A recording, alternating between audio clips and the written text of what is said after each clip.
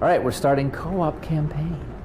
This is exciting. I know, it's very exciting. Tip of the spear, baby. Tip of the spear, bring it. This piece that's playing right now, yeah, it's called Unreconciled. Because it sort of reminds me of Truth and Reconciliation. There you go. This is one of my favorite cinematics. Territory, including orbital defenses. As per the winter contingency, we are countering Anti-dot. Noble's reconnaissance has also identified sophisticated Covenant army. She's not a very intelligent AI. And She has no real what's believed emotions. to be a landing zone for additional Covenant I don't know if you noticed forces, that. The origin of which is Yeah, yet well, we tried to make her determined. sound as dry as possible. I think Seapaul did a real nice job in here trying to give the sense of lots of vehicles and so on. Although I'm still bummed we removed the time to bake that cake. Has been tagged by UNSC command as the priority 1 target. Dead charge link is loud and clear. It's supposed to happen real soon. Acquiring signal lock on the Time to That's bake it. that cake we made last night. Time to bake that cake. But you know, I still heard her little click in all this chaos. You know, we should double check to see if that's still in the English subtitles. Yeah, I'm pretty sure it is in the subtitles. All right, well then that's good. Baking cake since last night. So Right, even now though we I'm crash. player 2, I'm the one that's sitting in. Oh, I see. It has me sitting in my screen and you sitting in the front seat on your screen. No, That's kind of Cat's the cool. one driving. Oh, I see. Oh, yeah. That's sort of, why are we both sitting in the front seat? Okay, wait for the flying Libers. Oh! That was the Flying Libers. Well, not the Not flying quite. Libers anymore, but it used to be. I could use some help. On my way. I loved how in development they had this mistake where the gunner was shooting Cat in the butt. Yeah, That was awesome. that was fun. All right, here we go. We gotta take these guns off. That's The right. turrets. That's the first thing. Got to take the turrets I out. wonder if you can take these down. Maybe not. What's your status? We're pushing up the hill, dude. All right, we got an elite over to the right.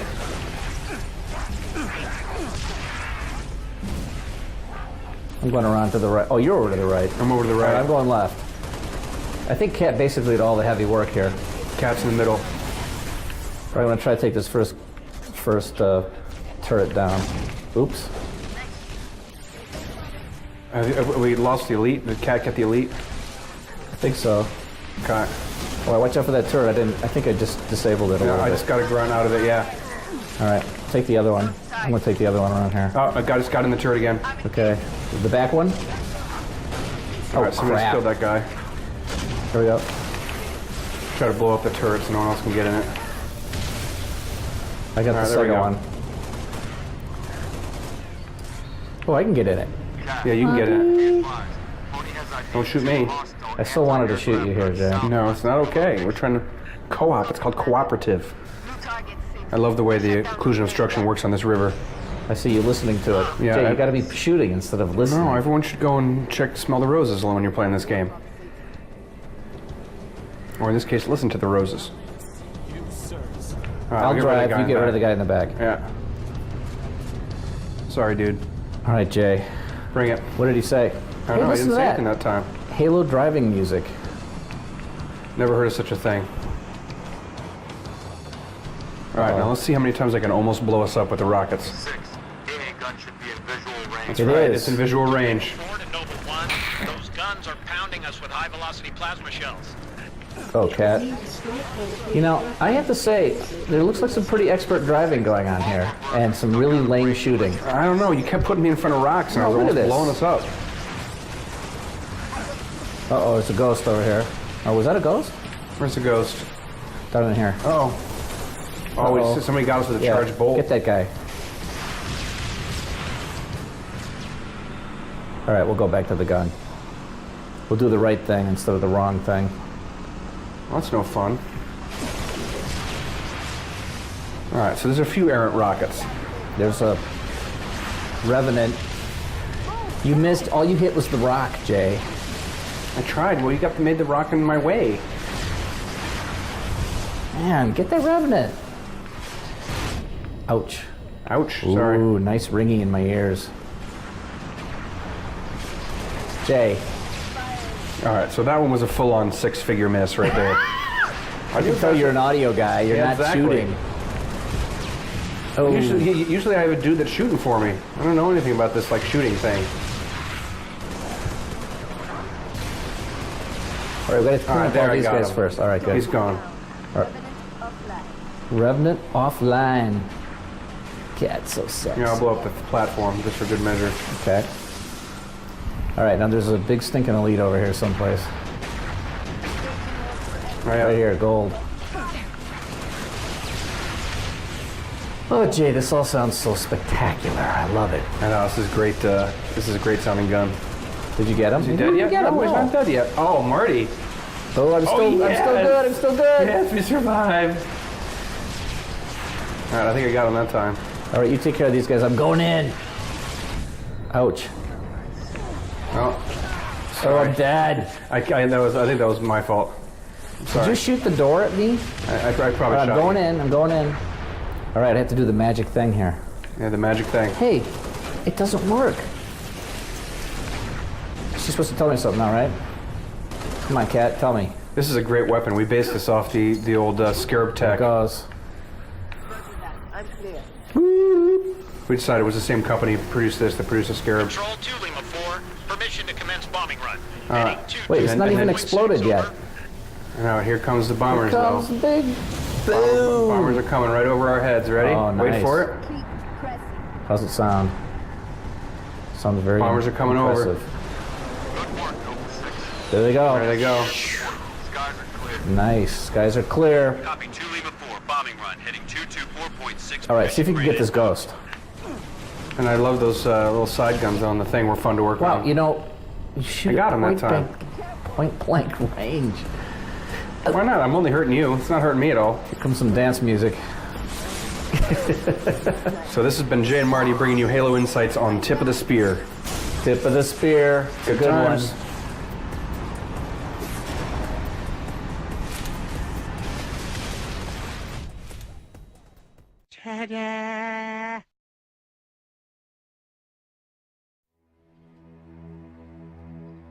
The first time I looked at Forge World, and I was like, oh, hey, cool, that's, oh, holy, you guys did what? There's just way too much. You can't keep it all in your head at once. It was so beyond our production capability. We were just like, that's crazy. We can't do that. I couldn't stop the artist who started creating it.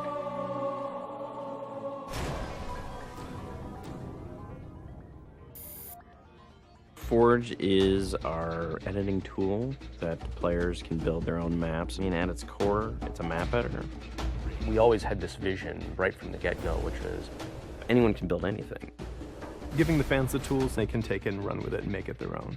Forge World actually started as 5 separate maps. And I said, wouldn't it be cool if, like, you could play this and go over there, and then play over there if you wanted? And Forge World was born.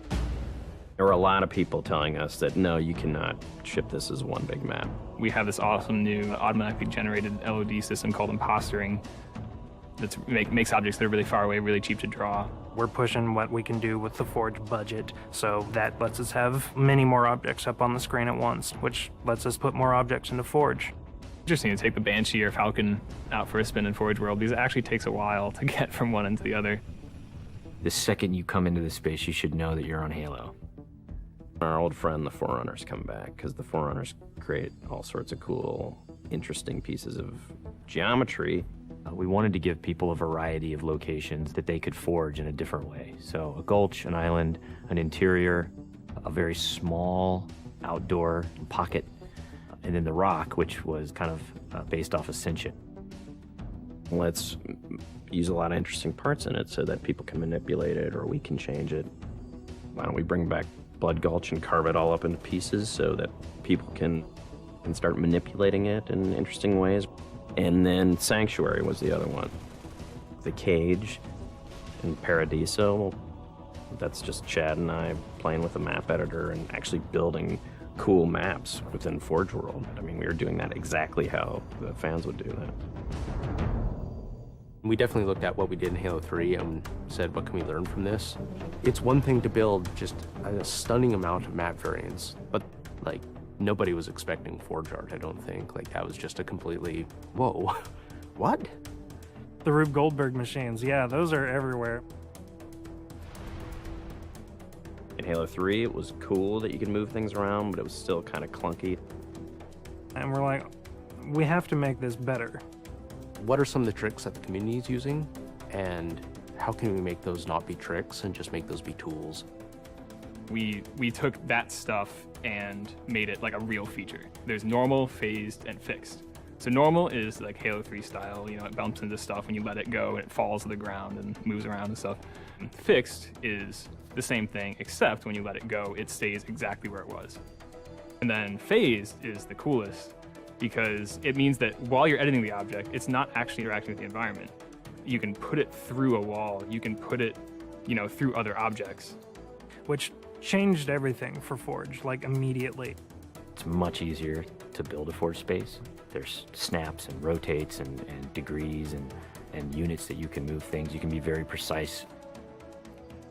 The camera controls, it's actually really good for object placement because like little touches on the stick don't translate into really sudden jumpy movements. And then we also have a fine editing mode. You click the stick in and then your camera starts moving very slowly. You're not spending like 3 hours trying to get one block to line up directly to 3 other blocks. You can select individual objects and say, get rid of all the objects of this type. So if you're trying to get rid of all the spawn points on a map because you want to go and replace all the spawn points, you can do that.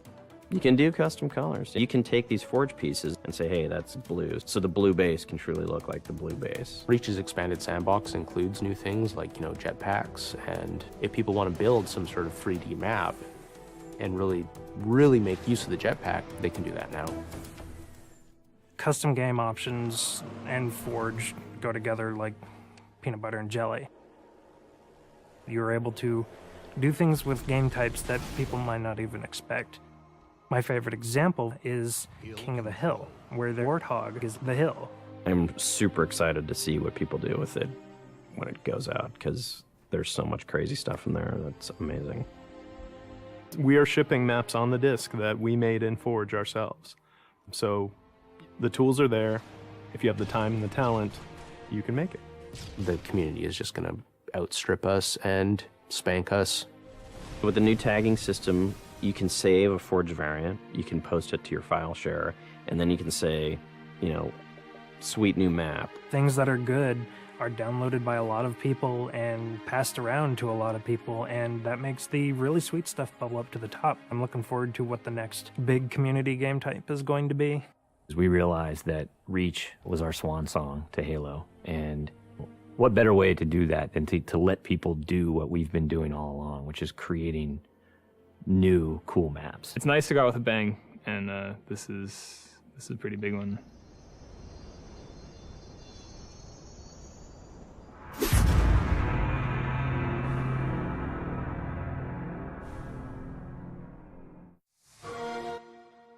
Ta-da!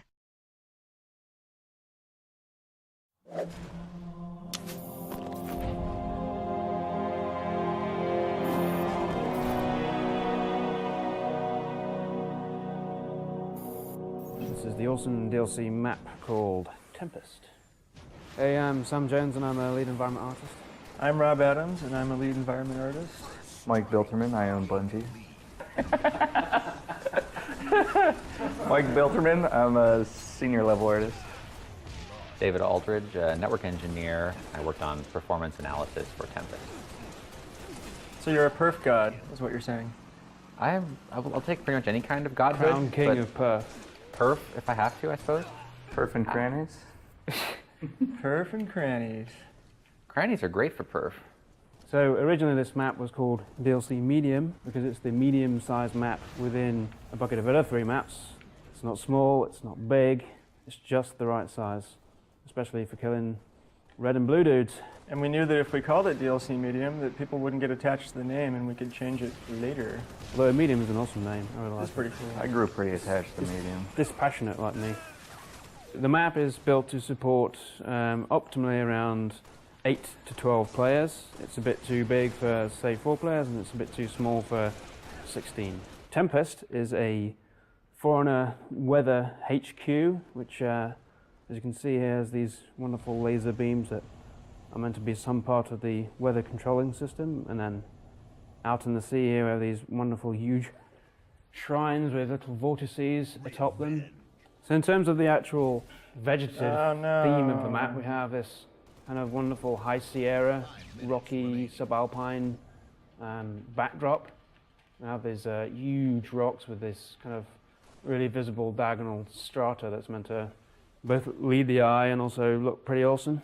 We tried to really separate the terrain into parts that were really, really distinguishable from each other so that anytime a player spawned or you're running around a corner, immediately tell where you are. I think it's more frustrating than spawning and having to whip the camera from left to right 3 or 4 times to figure out where you are. We really tried to focus on making one side dry and different and one side wetter and greener. So yeah, all that stuff just makes the map feel really grounded.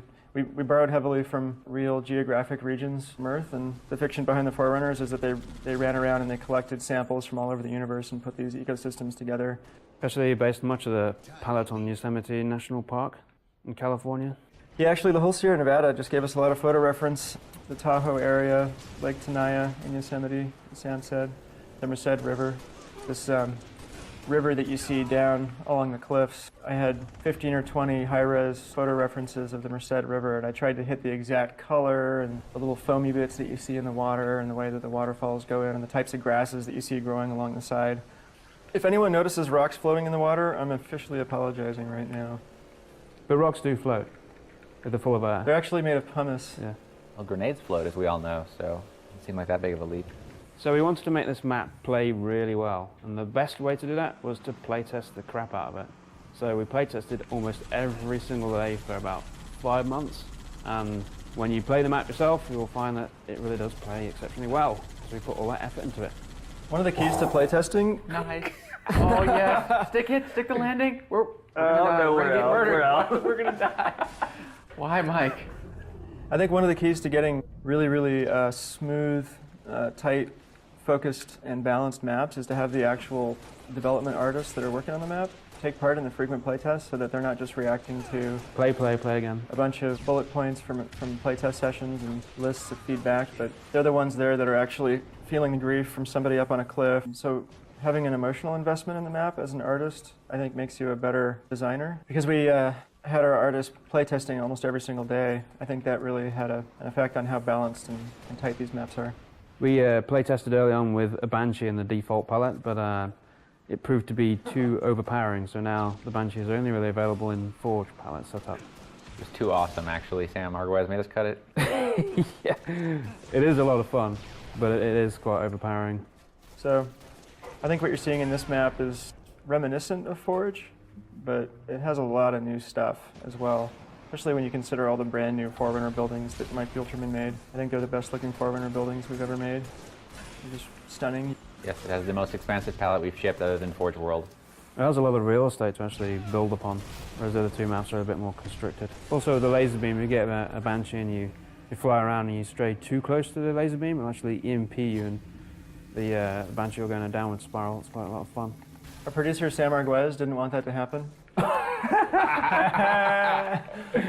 So we had to put it in there for... We had to put it in, and then, you know, he was glad we did, and we were glad he let us do it. He's not always a killjoy. Very untypical of him to try to talk us out of doing something fun. He is the killer of fun. Ooh. Captain Fun Killer. Sorry, we can't do that. That'd be too much fun. We don't have the time for that much fun in here. Fun is not in the schedule. He's gonna kill us for that one. Is he here? I'm gonna go upstairs. He'll be shaking his head. Yeah, we can't edit that out. That's gotta go in. Let's go get it released. Thanks for watching us play Tempest. We love making it as much as you'll love playing it. It's coming out November 30. Download it. It's well worth it. Yeah, an armor lock's for douches. It really is. So we had to put it in there.